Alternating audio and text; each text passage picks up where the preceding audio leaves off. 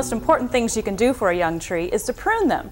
But there's an art to that, and joining me is Paul Ray from ISU, and Paul's going to give us some tips for proper pruning. So Paul, what do we need to know? Well, I think the important thing is that pruning will affect the structure and function of the tree for the rest of its life. So start from that point there. Okay.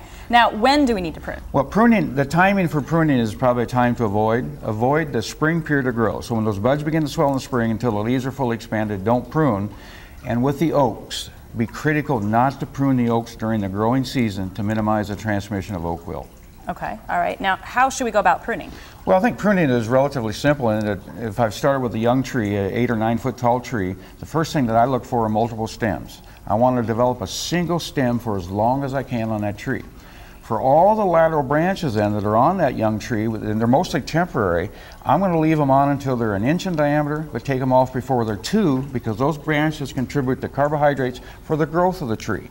And if you take them off before they're 2, the wound is relatively small and covers up very, very fast.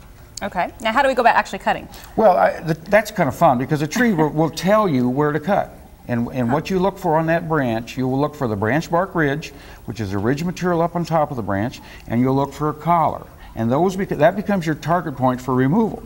But first, before you find that point, remove the weight of the branch. Make a cut on the underside of the branch, go just to the outside of it, cut down and take off the weight, then locate the branch bark ridge and the branch collar and stay outside of that and prune the branch off. All right, so that's the key. That's the key. All right, thanks, Paul. And if you would like more information on pruning, be sure to log on to our website. For Gardening in the Zone, I'm Liz Gelman.